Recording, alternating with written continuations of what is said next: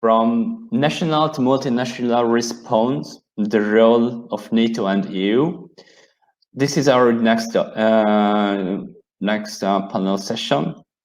Let me introduce General Lászlá Kovács, the Service Inspector of Cyber Defense at the Hungarian Defense Forces. His responsibility, among others, is the development of the cyber defense and cyber operations at HDF. Let me also introduce Mr. Joe Burton. He is currently a Marie Curie Fellow at ULB, and he is also the author of NATO's Durability in a Post-Cold War. Last but not least, let me introduce Francois Delerue. He is primarily an international lawyer specialized on the rules and principles of international law applicable to cyber operations. So welcome, gentlemen. And first, General Kovács, please share your thoughts about the national cyber capability development.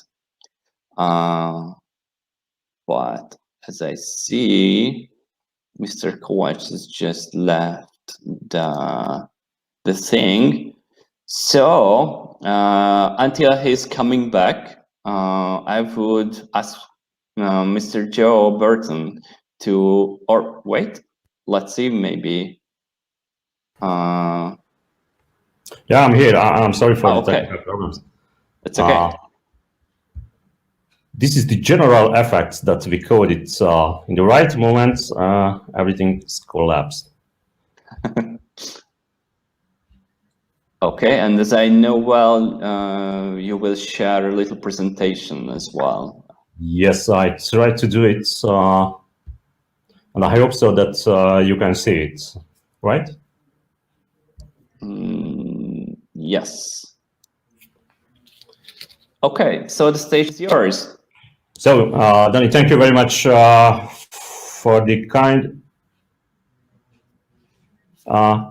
introduction, and thank you very much for inviting me. And as I was introduced, I'm Lászlá Kovács, the cyber inspector of the Hungarian Defense Forces.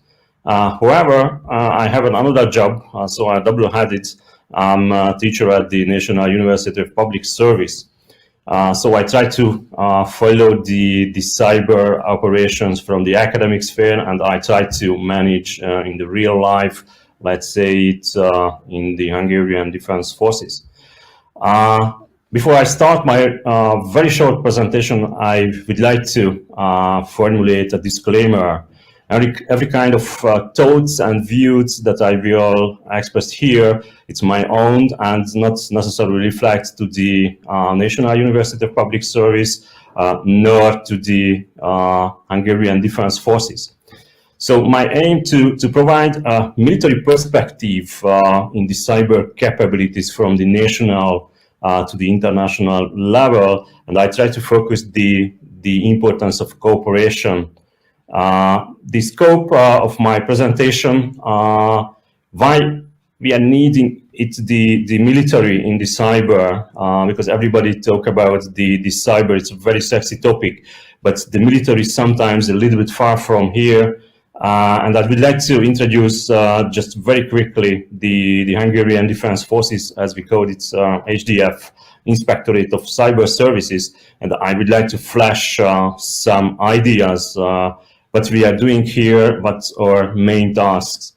And I would like to give you some thoughts about our phases, challenges, and as I mentioned, I would like to focus on the cooperation. So let's see, this is one of my favorite quotation from the last 10 years.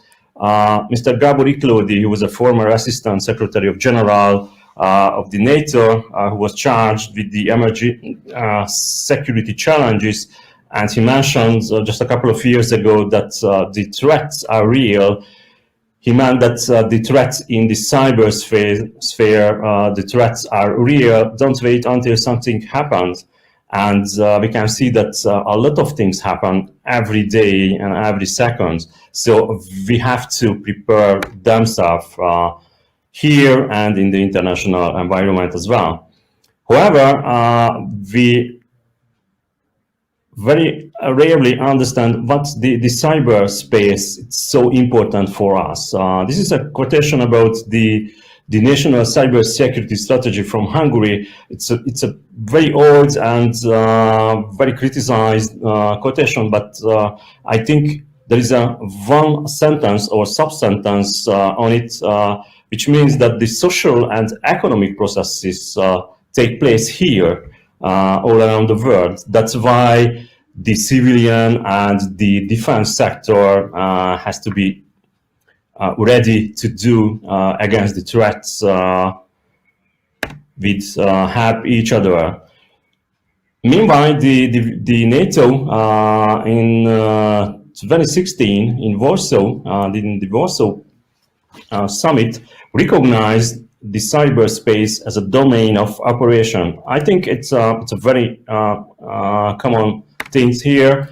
However, we have at minimum two kind of problems here. One of the civilian problems, which represented by the IoT in a very basic picture, and the other problem is the weaponry as the military. So we have to make some equilibrium between the two things, that we have to protect the country. We have to understand how the country social and economic operations doing, and in the same time, we have to protect and we have to prepare ourselves to get the right things in the military cyberspace, let's say it. And the other thing, that's the framework of the cybersecurity within a country. Just an example, in Hungary that I put here at the picture, I think it's almost the same all around Europe. That it's very, very complex. So the framework has a lot of institutes, a lot of agencies, and so on. And we have to combine the knowledge and, which is most important, the information among the stakeholders of the cybersecurity. And I think somewhere start here the cooperation that we need, cooperation, and we need information sharing within each other. So you can see here in the left-hand side, the Ministry of Interior, who are responsible for the civilian side of the cyberspace in Hungary. They operated within the National Cybersecurity Center, GovCert, and we have military cert in the framework of Ministry of Defense and the Military National Security Service. However, the HDF, the Hungarian Defense Forces, has a lot of other tasks to help or to support the country and protect the country and protect our military weaponry. So the incident handling, it's not so easy and not so simple among these tasks and among these circumstances. That's why the government decided in the beginning of 2019 that the Ministry of Defense and the command of the Hungarian Defense Forces will be separated. And in the beginning of January 2019, a new command structure was established in Hungary for the Hungarian Defense Forces. 5 new inspectorates were established. One of them is the cyber services, which led by me.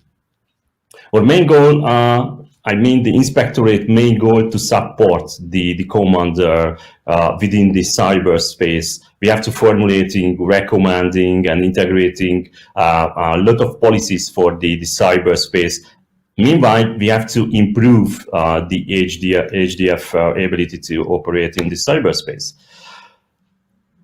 If we look into a little bit deeper, we have to prepare our troops or units before the operations. It means that we have to prepare and we have to have the land forces or the air forces unit or the special operation forces unit with cyber units and other support elements meanwhile, we have to integrate the cyber operations into the operation planning. It's not so easy because until the last 5 or 6 years, many military decision makers think about the land forces operations and the air forces operations. But today it's a little bit changed. We have to take into consideration how can we have the land and the air force guys with the cyber operations.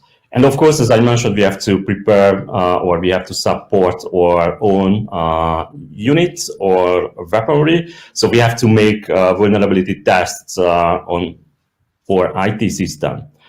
And of course, we need a lot of data and information, not only from the military, but from the civilian life to conduct the real operations. So we have to synchronize the cyber operations with the kinetic operations in the land or in the air.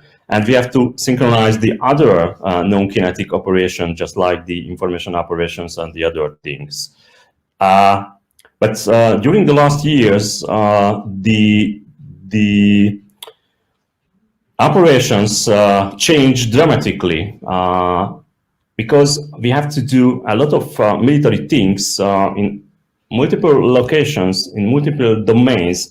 We call it multi-domains operations today. So it's a very, very huge challenge that we are facing now. And of course, we have to protect our C2 command and control systems, and we have to attack the enemies or the potential enemies systems. So just a few words about our development plan, the education and training, because we have to prepare the guys. We have a doctrinal background. That's why we formulate a new military cyber operation doctrine. We continue the technical development and the organization development, which will use the new technical assets for not only the cyber defense, but the offensive part of the cyber operation. And we started to make a wider range of international cooperation because it's an essential in this field. However, as I mentioned, we have a lot of challenges. One of them, maybe this is the most important. It's a little bit surprising for me or for us that not the technical, not the operational challenges are the highest, but the legal backgrounds, not only the national, but the international. Just a few slides, I will refer what I'm meaning. But it could be a very, very hard challenge for us. The other challenge is the manning. You know, in the public sector, there are not the same, the salaries value or level. If we compare with the private sector, we cannot make a competition with the private companies. I mean in the salary. On the other hand, the low level of cyber hygiene, it's unfortunately true the whole public sector, and it's true for the military as well. That's why we started with the training and education. And of course, as I mentioned, we need international partnership. However, in the international level, we can realize that there are a lot of approaches that follows by the countries, and it could be an obstacle against the data and information sharing. And of course, the COVID situation that we have to always examine, and we have to learn the lessons from the COVID situation. I mentioned the training and education.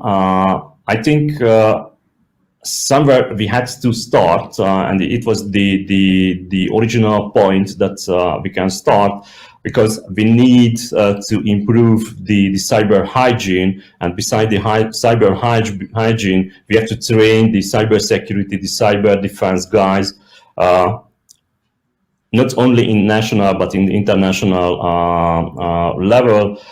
Of course, we need a lot of CIS security guy, the communication and information system guy, who are not always aware about the security. And of course, we need very prepared and very good knowledge guide on the incident handling and management. And of course, if we try to go ahead, we need some R&D capabilities. That's why we established a cyber academy, which includes all kind of things that were mentioned here. Just some picture about our academy. It's an unclassified facility, unclassified institute. That's why I can show you the picture. We have a lot of good guys who are trainers over there. And a little bit go back to the panel original way. The first thing is the international law. I think the Tele manuals, the first and the second edition, was the essential part to create a new era, or just started to thinking about the international law and the other relation. And we are very waiting for the third edition, because it's a basic, as I mentioned. There was a French initiative just 1.5 years ago, I think. They tried to focus on the time. How can we divide it into two parts? The time in the cyberspace, they divided into peacetime and in war. And how can we categorize the operations into the two times category, main category? However, a lot of challenges. It's a brilliant idea. I think it was a very good initiative from the French MOD. However, a lot of challenges that we are facing after that. What's the threshold between the two categories, the two time frame? And what about the gray zone or the hybrid operation that we can see every day? So one of the solutions, if we change the information or we change the expertise knowledge on the international trainings or exercises, we are participating a lot of NATO and EU or US multinational exercises. We regularly access to the national cyber exercises as well, and we need some other things to share the information. That's why we support the EU PESCO project that was initiated by the German Cyber HQ, or Germany. The PESCO is a European initiative for the permanent structured cooperation. This is the abbreviation of the PESCO. And we try to establish a cyber and information domain coordination center. This is the CIDCC, which is main aim to improve the exchange of information related to the cyber and information domain. That's why I would like to refer a little bit back. How can we formulate this cyber definition? What's the main idea behind the cyber? Because it's not only it's not related only the cyber, but the information as well. So today, 5 countries are the core elements of the CIDCC: Germany, Spain, the Czech Republic, the Netherlands, and Hungary. But we have a lot of observers countries that you can see here. The main aim to support the EU decision makers. Among the countries' decision makers, the real-time information from the cyber. So just a couple of points for the panel discussion.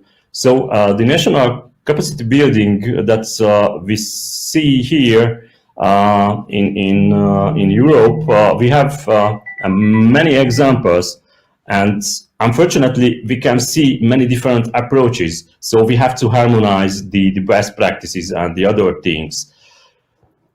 The other things is the manning. I think every public organization, every public institutes or phenomena, just like the armed forces, fighting with the things that we can offer such a high amount of budget for the guys or for the other things as the private sector. And as I try to focus on the needs of international cooperation and the information exchange, it's very, very important. However, the regulation, the laws behind the information exchange, the classified or the unclassified information exchange, it's not so easy to harmonize.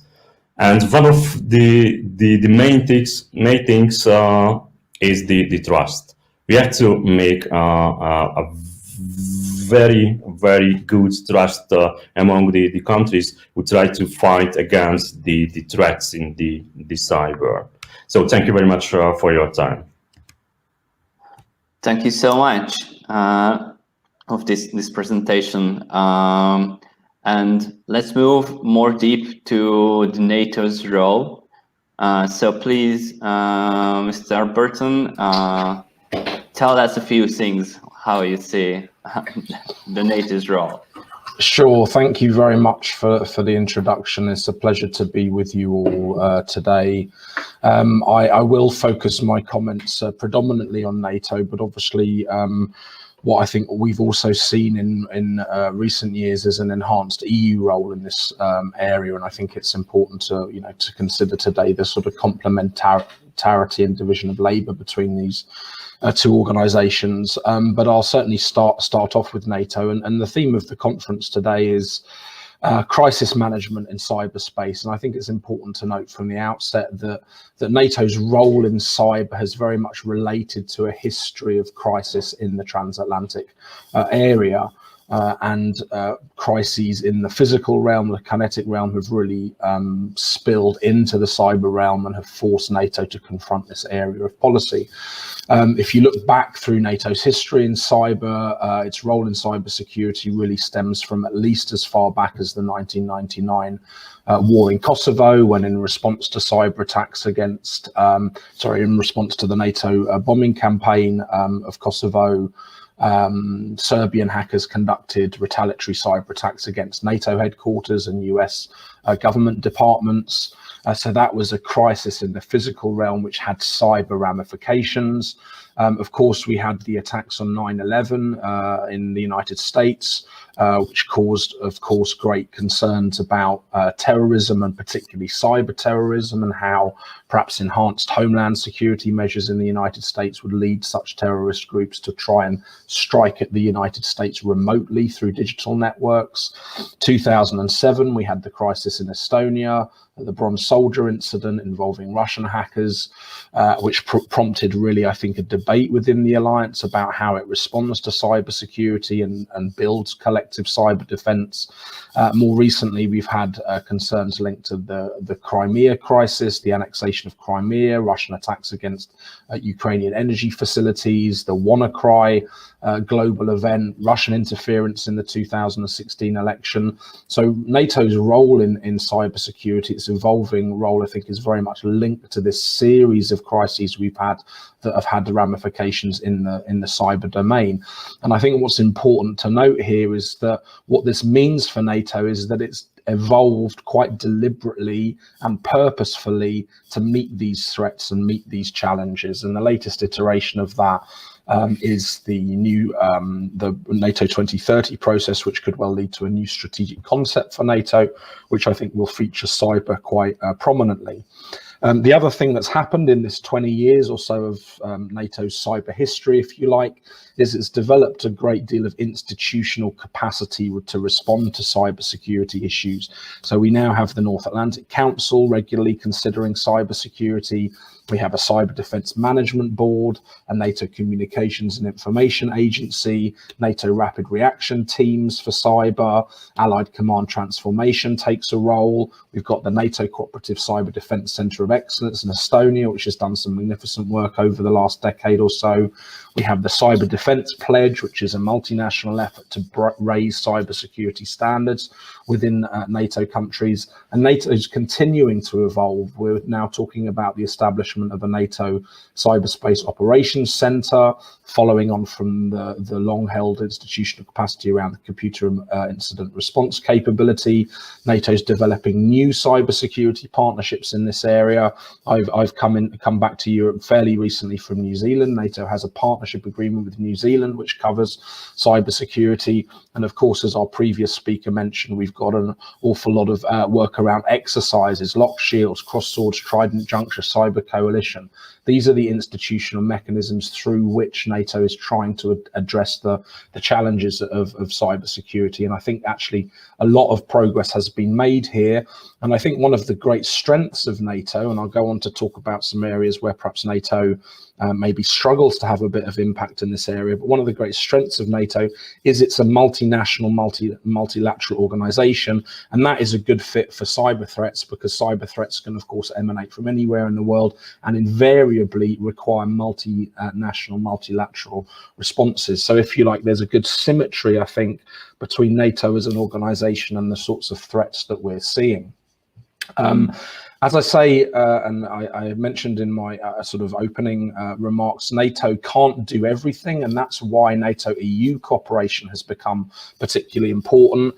And this has added, I think, a new layer to NATO's overall remit and approach to cyber. As a result of a joint declaration between the EU and NATO in 2016, and reflecting a variety of common concerns and priorities, the two organisations have established a range of cooperation, including in such areas as the integration of cyber defence in planning, fostering cyber research and technology innovation, exchanging good practice on crisis management and response at the staff level, analysis of threats and malware information, identification of potential synergies, including between their computer emergency response facilities, strengthening cooperation on training and exercise, etc. And while the cooperation is still in its infancy, I think that this is really important. And what I've traditionally kind of said about EU-NATO cooperation is, again, that provides a symmetry, because EU has the capacity and the regulatory power to deal with a lot of the cyber domains which affect the civil and economic and social realm, whereas NATO is very well established and well suited, I think, to respond to challenges more in the military hard security sphere. And that covers that kind of internal, external security nexus and the full range of cyber threats, ranging from cyber crime through to strategic level operations by state adversaries. So this is all good, right? It's progress. I think that there's a lot of good things to talk about, but I think that there's also some pretty big challenges here, which I want to mention too. And these, I think, should be on the agenda for NATO. They are on the agenda for NATO, and they present some pretty intractable problems that symbolise what the alliance has gone through in recent years. The first one has been, particularly over the last 4 years, the first challenge or problem has, I think, been a lack of alliance leadership, and unfortunately, particularly by the United States. And I'm risking getting quite political here, but I'm a political scientist, so you'll forgive me if I do that. I think in the last 4 years, unfortunately, the Trump administration has undermined a common approach to the core cybersecurity issues in a number of important ways within the transatlantic area. And I say this in the context of the US always having been really important in NATO. Of course, it's NATO's most powerful member. And if you look right back through NATO's history, the US has been instrumental in leading the alliance and leading its adaptation to new security challenges. Before coming to office, Trump himself called for Russian cyber attacks against his political opponents, creating a dangerous precedent for the normative challenges of standing up to hostile foreign interference in NATO democracies. His reluctance to endorse the findings of his own intelligence agencies that Russia had interfered in the US election in his favor contributed further to levels of mistrust about cybersecurity issues among the US public, and also muddied the waters around what's been a key and enduring problem for NATO, which is effective and clear attribution of cyber attacks. The Trump administration sowed discord and division by continuing to create a series of falsehoods and by contributing to the wider environment of fake news, disinformation, harmful propaganda, and mistrust in the key cybersecurity agencies of the US state. Perhaps the most recent example at the end of Trump's tenure was his firing of the head of the Cybersecurity and Infrastructure Agency, Chris Krebs, a widely respected cybersecurity official who had publicly refuted claims by the president and his allies that there had been cyber interference in the 2020 US election. While Biden has brought a new hope, I think, of a transatlantic reset, we will have to wait to see how it translates into alliance doctrine. But really, I think this lack of leadership on cybersecurity from the top of the US government has been a pretty big problem. There are also some strategic and doctrinal challenges, I think, which are really fundamental to NATO. One of which is the balance, if you like, between offense and defense. In particular here, the adoption of the US strategy of persistent engagement, often referred to as defending forward, presents some real challenges for allies. The strategy is predicated upon deterring, disrupting cyber adversaries by constantly engaging in adversary networks. It's also predicated upon US engaging adversaries when necessary in the networks of NATO allies. And I'm not aware at this stage, despite calls for cooperation agreements, that there's any confirmed mechanism for cooperation when that's necessary. Max Meets, for example, has argued a memorandum of understanding may be needed to be agreed within and between the alliance to allow for consultation when a cyber operation involves allied presence in another allied country's networks. And this challenge comes on the back of an anti-ISIS internet operation undertaken by US agencies in German networks in 2016, which German officials weren't consulted upon. And this caused considerable friction within the alliance. So the balance between offense and defense, the implementation of this new strategy by the US of persistent engagement and how allies respond to that, and what are the mechanisms in place when one ally conducts a cyber operation in the networks of another. This presents, I think, a real strategic challenge for NATO, and one that will need to be addressed. Secondly, there's a challenge around strategic ambiguity. And this is a concept that's featured, I think, quite seriously in military strategy for centuries. NATO's collective response to cyber attacks under Article 5 will only be triggered if a cyber attack meets a certain threshold, although that threshold is left deliberately undetermined so as to create uncertainty and ambiguity among NATO's adversaries. Now, this provides a level of flexibility for NATO's cyber doctrine, as well as allowing the alliance to respond at a time and place of its choosing to any major cyber attack and avoid being entrapped in cyber conflicts involving lower threshold attacks against NATO members. And the Estonia attack again in 2007, I think, was a good example. This was a serious attack, but it did not meet anything like the destruction that occurred on 9/11, which was the only time in history that NATO's invoked Article 5.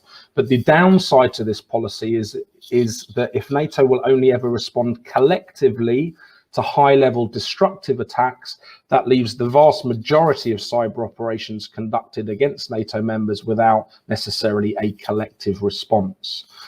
So what does NATO do about attacks that fall below the threshold of Article 5? This is, of course, a huge area of interest and concern. Thirdly, and it's been mentioned this morning, there's a big challenge, I think, related to collective information sharing within the alliance. NATO does have an intelligence fusion center, plans for a cybersecurity coalition hub that will facilitate secure information sharing on cyber threats. But there's been a historic reluctance by NATO's leading intelligence powers to share information about cyber threats and capabilities with other members of the alliance. And the global WannaCry ransomware attack, which has again been mentioned this morning already, was illustrative here. The US National Security Agency knew about the Eternal Blue exploit on which the ransomware was based, but failed to disclose that vulnerability even to its close Five Eyes allies, let alone the broader alliance. And I don't think it's clear that NATO can mount an effective defense against cyber attacks if intelligence on the attack vectors and methods is not disclosed by NATO members in an organized and coordinated way. I'll just outline two more challenges. the next one is about deterrence. There's a lot of talk about cyber deterrence. How do you deter cyber attacks? What kind of posture and capabilities you have in place? But this has been, I think, a very difficult and intractable problem for NATO. NATO's ability to defend its members from cyber operations hinges not on its ability to stop all attacks occurring at all times, but on the ability to deter cyber attacks at the higher, more destructive level that would involve major damage to infrastructure or loss of life. While there is certainly evidence of some deterrence already being in place, NATO adversaries have so far exhibited some level of restraint, I think, in avoiding conducting damaging and destructive cyber operations against NATO members. The ability of NATO to craft an effective deterrence policy in cyberspace continues to be problematic. Deterrence by punishment is very difficult in cyberspace due to the anonymity of the domain, the difficulty of identifying hackers, the likelihood of cyber escalation if cyber or kinetic countermeasures are deployed, and the widespread acceptance of cyber espionage on all sides of the strategic divide. Other forms of punishment for cyber operations, such as sanctions or criminal prosecutions, are not within the remit of NATO, which has no regulatory or legal power. And this is one of the reasons why NATO EU cooperation on cybersecurity has become, I think, increasingly important. So this continues to be a challenge. How do we deter cyber attacks? What are the best mechanisms to do so? I note in this context that the US Cyber Solarium Commission recently published a strategy that outlines a layered cyber deterrence, which means encouraging actors to look at deterrence in a different way, including how we deter private attacks against the civil society and the private sector, as well as military organizations and national governmental organizations. And this might be a way forward, but we have to wait again to see how such reconceptions of deterrence are reflected and operationalized in NATO doctrine. And the final point I want to make in terms of the challenges for NATO, and I think this is one of the most contentious areas, is how they deal as an alliance with emerging technologies. We've seen how contentious, for example, the rollout of 5G infrastructure in the transatlantic area has been, and particularly concerns over Chinese company Huawei. The US has instigated bans on Huawei involvement in digital infrastructure protection and has placed political pressure on allies within Europe to follow suit, resulting in the decision by the UK government, for example, under Boris Johnson, to withdraw support for a Huawei role in UK 5G networks. Yet in many EU and NATO countries, 5G infrastructure involving Huawei or other Chinese providers is already in place, and many countries in Europe now using Chinese surveillance technology for a wide range of security-related purposes. So how do we integrate this new technology in our systems without creating risks and avoiding the political contention and disputes that arise? I think that this will be an ongoing challenge for NATO. And of course, there are a number of other technologies which are coming through the pipeline, which I think NATO really needs to think about in terms of their new strategic doctrine, their new strategic concept. How will the use of artificial intelligence affect military and hybrid operations? What are the cybersecurity vulnerabilities created by a rapidly expanding Internet of Things and the lack of security being baked into those? What about sensor technology? How will that impact NATO operations? What about the use of quantum computing in the security sphere, including for advanced encryption and decryption methods? These, I think, will all have major implications for the security of NATO, for the way NATO shares information, for the way it pursues its goals in cybersecurity. And I think we're really only at the very beginning of a process to identify how NATO responds to this set of challenges, interrelated challenges from emerging tech. So I'll leave it there. Thank you for your attention, and looking forward to the discussion. Thank you so much. Lots of questions. Lots of open questions, and probably we will talk a bit more later in the Q&A section of a few of them. But jump to Francois. Sorry, I forget to introduce where we come from. So Francois is coming from the Strategic Research Institute of the French military, and probably he has a cool and wide range of overview how EU and the NATO works. And if I know well, he also know how United. Oh, he will also hit some points how the United Nations related to cybersecurity. So, Francois, the stage is yours. Okay, thank you very much. Thank you very much for the invitation. Good morning, everybody. So yes, my name is Francois Delerue. I am a research fellow in cyber defense and international law at the French Institute for Strategic Research, which is part of the Ministry of Defense, but I will also speak on my personal capacity, not in the name of the French Ministry of Defense. And I am also a lecturer at Sciences Po in Paris.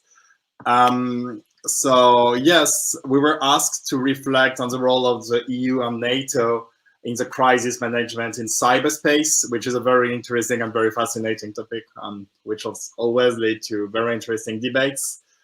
And for me, as an introduction, I think what is very important to recall is that one of the issues is the fact that information and communication technologies have penetrated all layers of our society and they are now ubiquitous. But it is the same thing about the threats that are coming with those technologies, which lead to great challenges for our society and the structure of our state, and many the ways that our state will respond and will manage the crises that are related to the development of these technologies. And we see that challenge at the domestic level.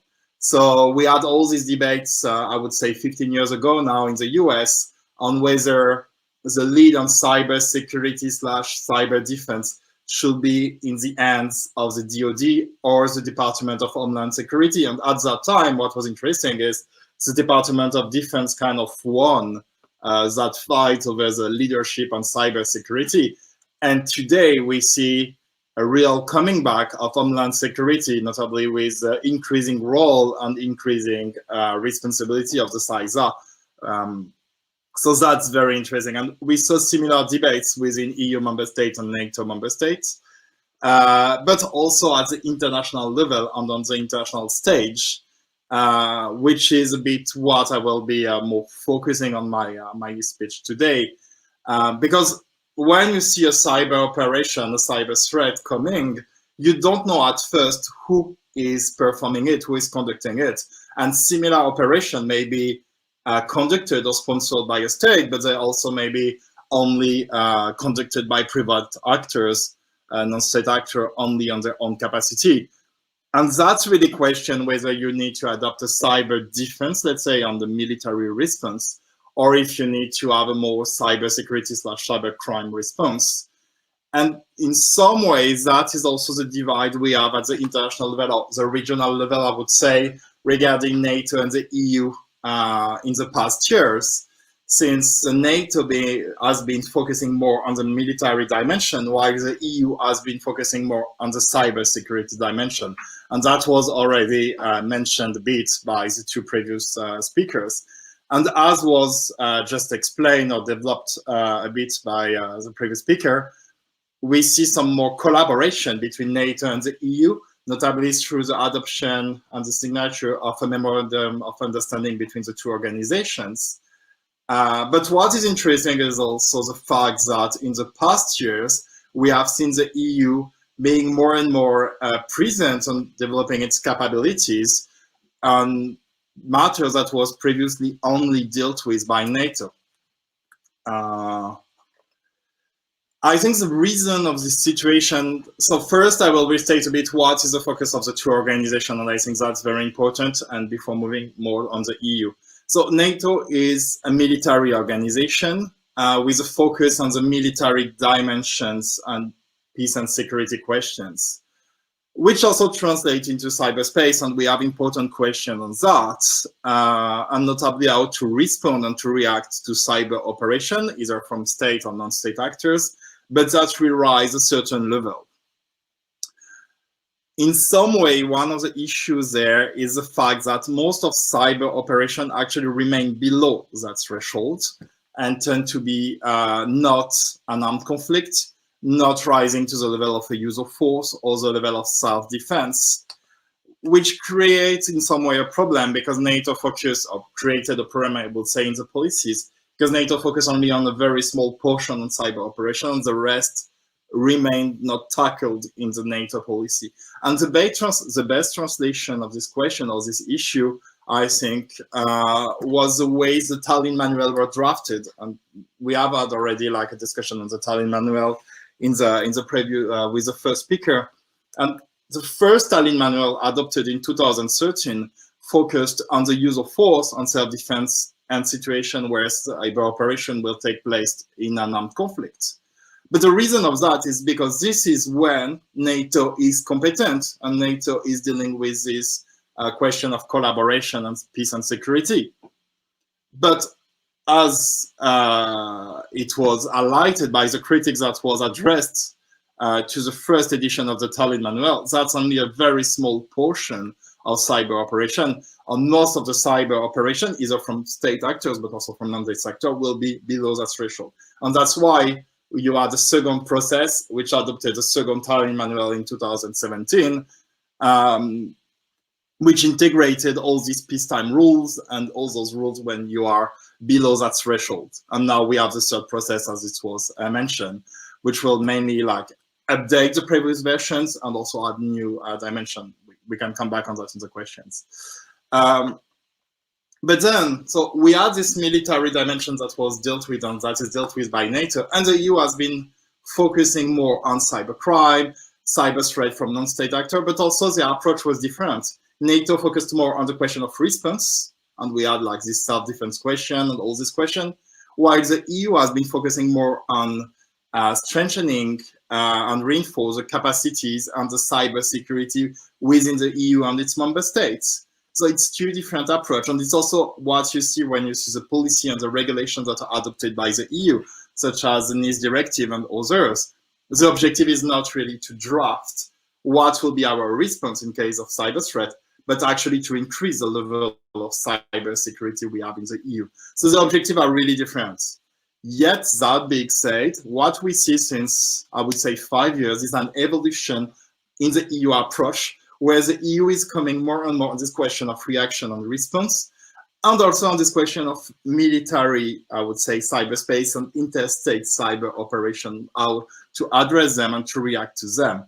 One of the first steps in that was the adoption of the EU Cyber Diplomacy Toolbox, which is a coordinated mechanism amongst EU member states to adopt together sanctions in reaction to cybersecurity incidents.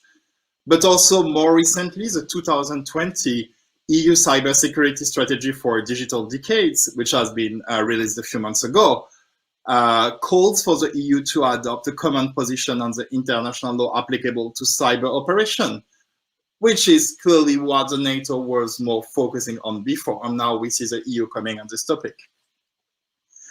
Also, what we see, and in the same lines that having these debates on an EU position on how international law applies in cyberspace, is the EU becoming an actual leading actor in the international debates and discussion on cybersecurity and cyber defense.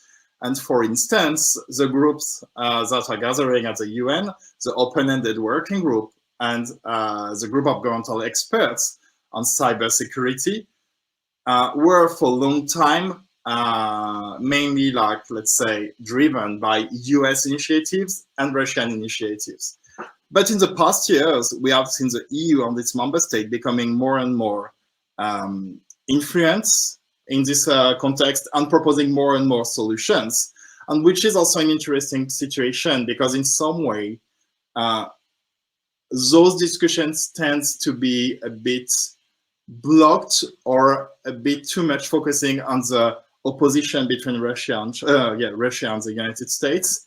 And the EU in some ways is bringing a new element, which is a more constructive element, and trying to find a middle way where we could actually set aside those differences and have a more constructive discussions.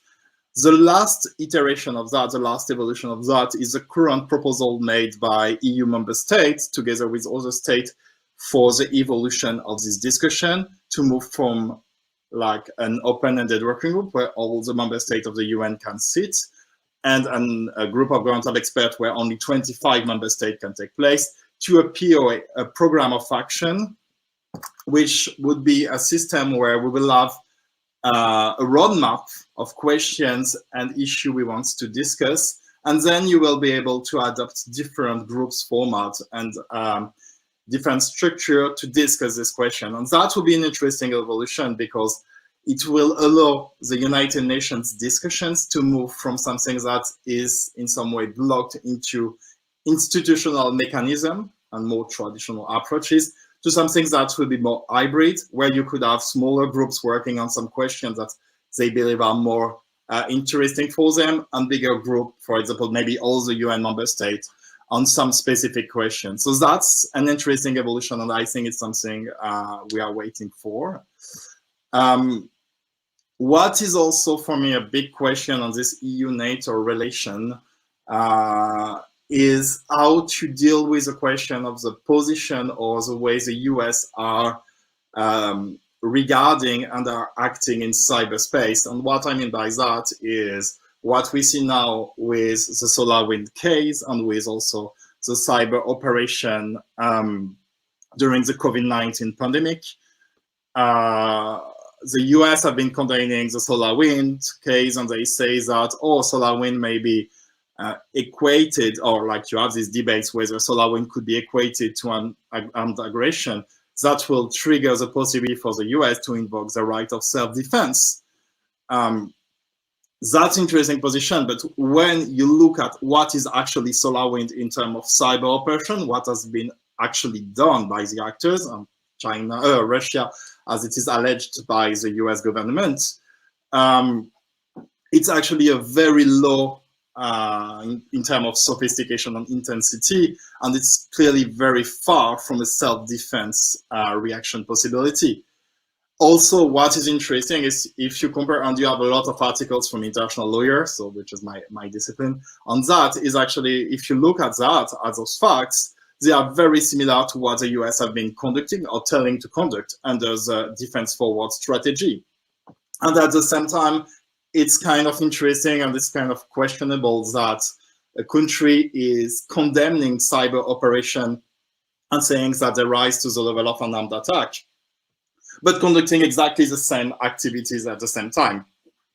So I think this situation leads to a lot of questions that need to be addressed both by NATO and the EU on how to deal with these questions and how we want to have an evolution in the framework of responsible state behavior in cyberspace. I wanted also to make another comment, which I think is very interesting when you talk about NATO and EU, is the question of whether or not we can have a NATO cyber force and an EU cyber force. You see like a lot of comments about that coming regularly on blogs and other publication, academic publication. And at first, my question on that is why we would need to have a specific force, while for other type of operation, what is happening is actually you have a national force from the states that is placed under the supervision and is acting together with other forces under the flag of NATO or under the flag of the UN for peacekeeping missions. So why we would need to have a specific force in cyberspace that will be a NATO force, for example. And also my second element on that, which reflects on what was said by the previous speakers, is actually the fact that I don't see it happening in the near future for a very simple reason, is if you create a specific force, you will need member states, for example, to allow those experts to access to their network. And that's unlikely that states will allow experts from other states to access to their sensitive network, even if they are allies, to check what is happening in this context.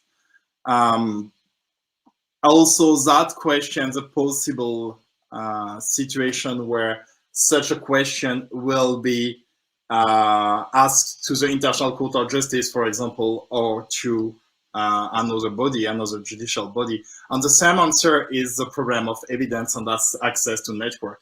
You don't really want for states now to publish openly evidences or mapping of their network or give access to other experts to their networks, which kind of limits the possibility to have a multinational force, but also to have a judicial body, international judicial body or international organization judging and investigating a cyber incident. So to wrap up, I think what is very interesting is to see that the EU is coming more and more on these questions of cyber defense and cyber security, which is also important because it allows us to have a more comprehensive overview of the questions and the possibility of responses. Yet, I think one of the very important challenges we have today is to define where we want to place the threshold of the use of force, the threshold of self-defense, but also the thresholds, and how we can align these thresholds, these red lines we want to draw, with the possibility for our states to continue to develop their cyber capabilities and conduct cyber operations. Thank you very much, and I'm looking forward for the discussion. Thank you so much. So let's just react right of the one of the last sentences. What do the other two panelists think about this NATO or EU cyber force? Is it will happen? It's not? Why not?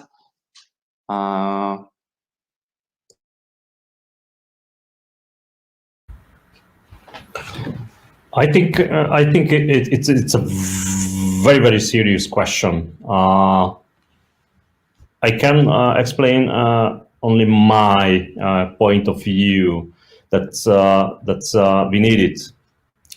We need it because Francois mentioned a lot of questions emerged. If we put one question on the table, a lot of other questions will be born. That's why I have to back a little bit because the national self-defense means that we need a national cyber force. However, and it also was mentioned by Francois that if we use the NATO or EU flag, it could be an international conflict because if we use some country's cyber force, just like under the flag of EU, who will be the other side? Who will be responsible for the actions and the other things that would be influenced by, for example, an offensive cyber attack or cyber capabilities? Would use who will be the responsible? The EU or the NATO? Which flags under we operate, or the nation? I think this is one of the most important question. How can we separate the two things between each other? Yeah, if I can just come in on that as well. I mean, I think it's a really interesting question, and I think my intrinsic reaction to it is, you know, NATO doesn't have a standing army of its own. It works on the basis of contributions from NATO members. So if we don't have a standing NATO force, why would we have a standing NATO cyber force? And actually, I think one of the most significant things that NATO's done in the last couple of years is introduce this sovereign effects produced by allies framework, which is how NATO, I think, is currently managing this. So if you have a NATO mission or operation, you don't necessarily need like a team of hackers in shape in Mons or in NATO HQ in Brussels doing operations, but you coordinate the UK doing an offensive cyber operation or the US doing a cyber operation, which then supports the NATO mission. And I think that this policy is the way that NATO is kind of politically and operationally straddling that kind of bridge between it being a defensive alliance but needing in some circumstances to conduct offensive operations. So I think that that's the right framework at the moment. It does create some problems. in terms of, well, how and under what circumstances those capabilities are used, etc., etc. And that will be something that NATO needs to learn from due to experience. You know, we've seen, if you go back in NATO's history, we've seen all sorts of problems around, you know, targeting in NATO operations and what's appropriate to target. So there will be political debates around that, but NATO is developing a framework that doesn't necessarily require it to have its own, you know, cyber warriors per se. And I think this presents some normative concern. Do we really want NATO that has historically been a defensive alliance, to be more offensive? There are some reasons to do that, right? If, for example, you're conducting an operation in Libya and your planes are at risk from surface to air missile capabilities, and you can destroy those capabilities with a cyber attack rather than a use of kinetic military force, or indeed if you're running a training mission in Iraq for Iraqi police, and your forces are under threat from hostile foreign actors linked to ISIS or whatever, you perhaps need to do cyber attacks for force protection or to disable adversary military capabilities. So there is a compelling case for the use of cyber operations, offensive ones in some circumstances. That doesn't mean that NATO needs to have its own kind of cyber army. I would say probably the same thing about the EU. The EU is based on its history of being a peaceful organization. I don't think we want to securitize or militarize the EU's role in cyberspace.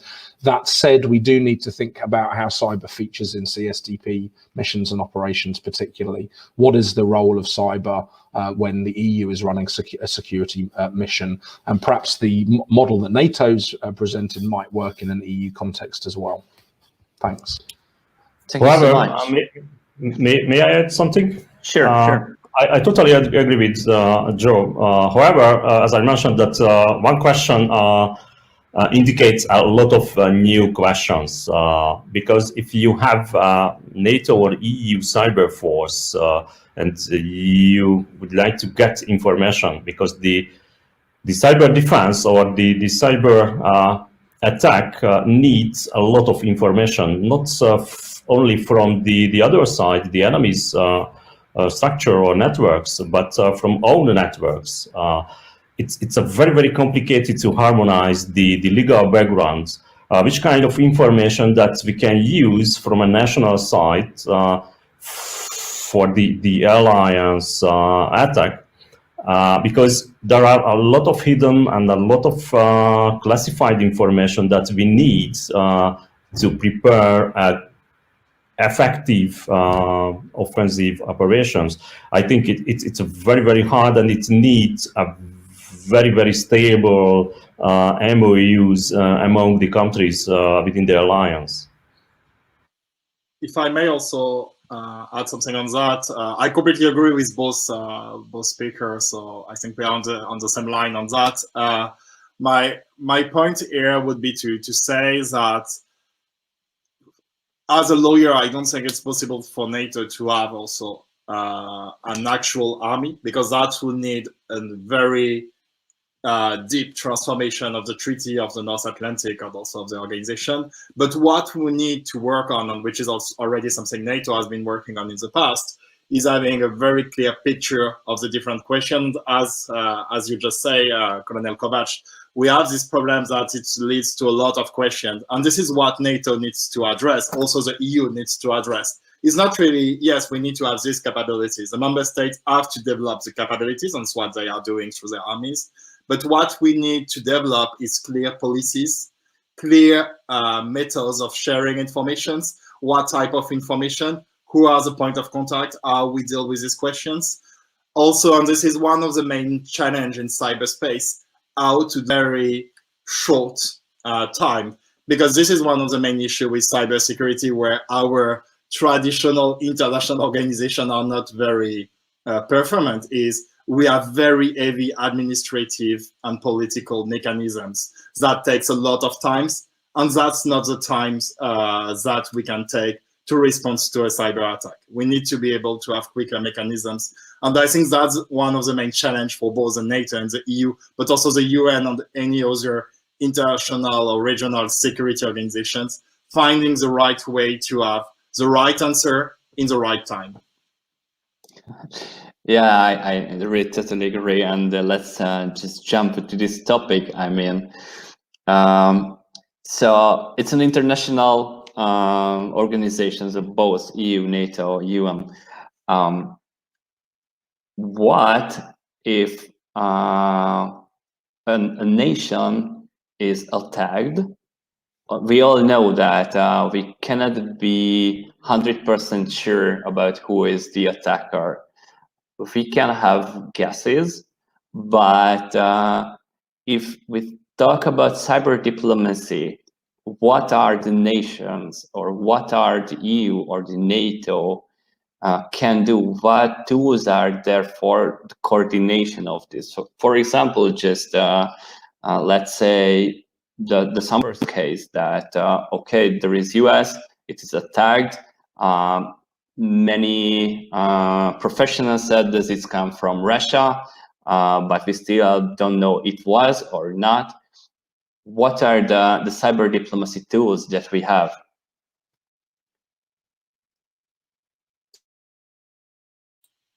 Okay, I think it's a very interesting question. And the first point I would like to make on that will be from an international perspective and then in international relations. Since we don't have a court that will be ruling all the cases, and all these cases are more based on the debate, on an argumentation between member states of the UN, but also at different levels.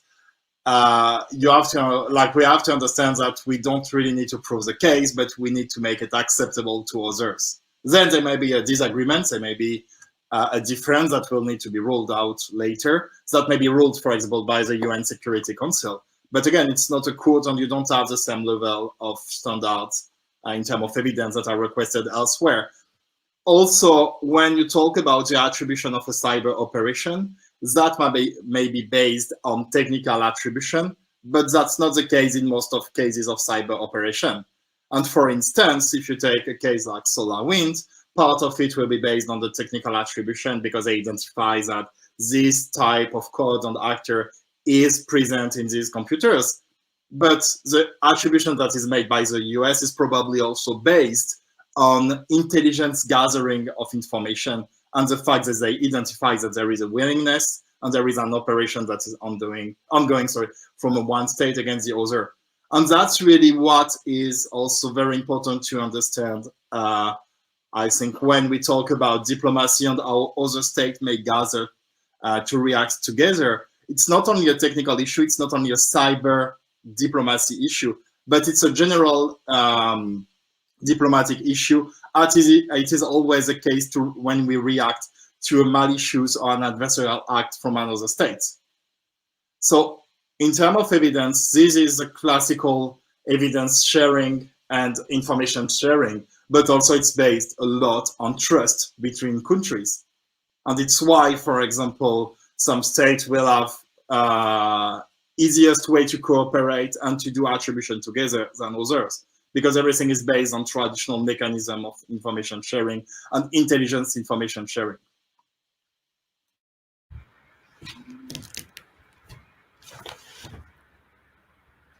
I partially agree with Francois because the question very tricky because if a country attacked by another country, it's the end of the cyber kill chain.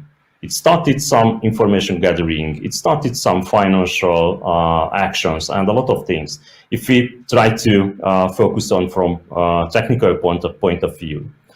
That's why I mentioned that I totally agree with some NATO or EU organized centralized cyber unit, because we need a very clear cyber picture 24 hours per day, 7 days a week. It could be, and I think one of the most example or the best example, the Cyber Operational Center in the shape in Mons, because they can collect all kind of information and they can predict some things before something happened. Because if somebody attacked, I think it's a little bit late. So we have to make some prevention, for example, some cyber diplomatic tool before the action has taken place.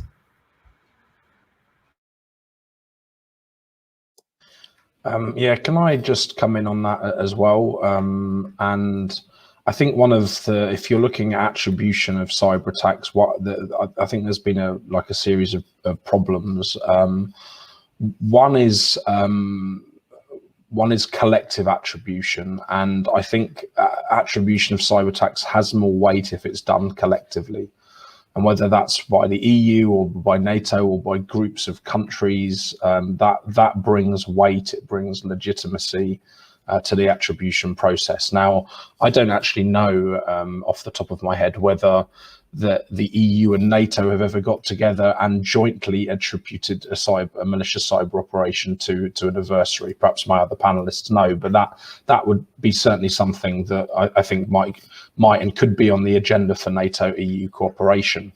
The EU has, of course, a major role in responding to such operations, which that NATO doesn't, which is the ability to place sanctions on countries for malicious cyber operations. So this is I think, a very important diplomatic tool that's within the EU's remit that NATO doesn't have, and this seems to be an integral part of the response to these sorts of operations. So I think that's important. I think one of the things that has hindered attribution more generally is the lack of trust in intelligence agencies.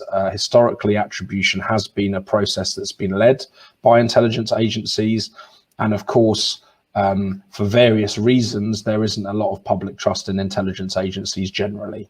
And this stems from, again, the post 9/11 environment, mass surveillance, the wholesale cyber espionage that's going on pretty much all sides of the divide. So if you have the evidence provided by intelligence agencies, or at least partial evidence provided to attribute a cyber attack, there's not going to be a base level of trust there to begin with. So maybe we ought to be involving legal agencies. Maybe we should be talking about, technical attribution by organizations like the Cyber Peace Institute, for example, or maybe we need to be thinking about attribution by the tech sector themselves. So I think we need to perhaps remodel and rethink the actors involved in cyber attribution as well, and there are debates going on within the cybersecurity literature on that. The wider role of diplomacy, I think, was also mentioned, and a shameless plug here. I'm just a part of a new network called European Cyber Diplomacy, which is a Jean Monnet network, a group of European and Asia Pacific universities that's going to be looking at this in detail over the next few years. So hopefully we'll have things to share there. But I think the EU does have a very important wider role in cyber diplomacy, and I just want to mention the importance of norms and values here. Right, I've come from the Asia Pacific environment, and there are countries in the Asia Pacific, for example, that are putting in place quite restrictive national internet policies and strategies and governance procedures, which don't protect human rights, which don't protect privacy, which allow for censorship, and which really erode this idea of the internet as a free and open platform for communication. So I think the EU's wider role in diplomacy is very important, and it's about standing up for values and the sort of internet that we want to see. And I think the EU has a very important role to play in that in the coming years. Cool, thank you. Go for it, Francois. Just a quick response to one of the points raised by Joe on this question of attribution from EU and from NATO. One of the difficulties there, or the situation there, is also attribution in terms of public attribution of cyber operation is neither a competence of the EU or NATO. And for now, they are not able to do that because it's a member state competence, which creates also some, let's say, difficulties on that front, because only a small number of their member states are actually doing public attribution. For example, France never did the public attribution of a cyber act, and that's not the only state in that line. And this is where also, for now, the way these policy are evolving is interesting, because what you see is declaration from NATO and from the EU condemning a cyber operation, but without naming and shaming the author. So it's only a condemnation of the cyber operation by itself as a threat to peace and security. And also what the EU is doing now through the EU cyber diplomacy toolbox is adopting sanctions not against states, but against individuals and entities involved in these cyber operations, without, again, attributing to the state. So I think it's one of the difficulties we have now in terms of organization is actually the fact also that both from NATO and EU as international organization, you have to navigate between the competencies that are shared by the member state and the ones that are retained by the member states and need always to be agreed with them for each decisions.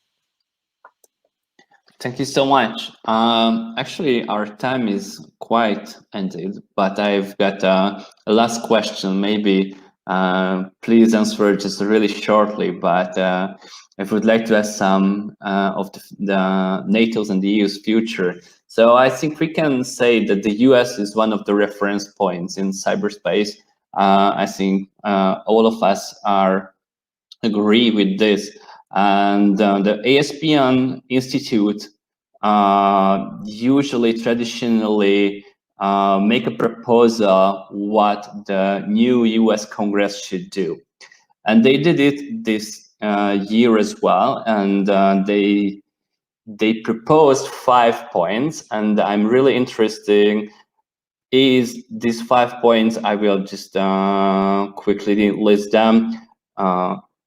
Should do all the NATO states? Is any difference between each nations and how EU related? So the 5 points is the education and workforce development, the public core resilience, the supply chain security, measuring cybersecurity, and promoting operational collaboration.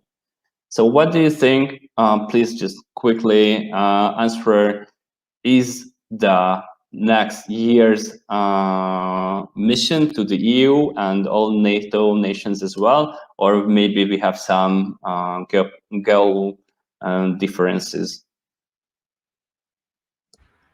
I totally agree with these 5 points. Not within this line, because I referred my presentation that's the education, or within the education we can make some resilience.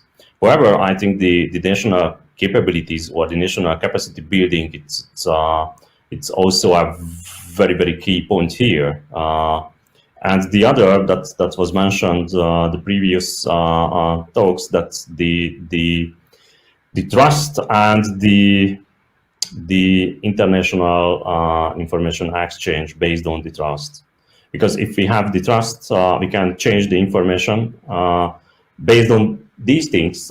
We can build up a new generation who will be more resilient, and it started somewhere at the supply chain companies to the institutes of the public sphere, just like the military. Thank you. Francois, Joe, a few words about it? Yeah, happy to just very briefly comment. Look, I'm a university educator, so I'm always in favour of more education, not less education. The point I'd make about education is I still see a tendency for it to be not multidisciplinary enough or interdisciplinary enough. So you've got the computer scientists over here working on cybersecurity, and then you've got the political people here and the lawyers somewhere here, and there's not enough getting together. Actually, you know, Taltech, particularly where Kieran works from the previous session, is actually very good at doing that, but it doesn't happen everywhere. So let's think about that, how we embed that.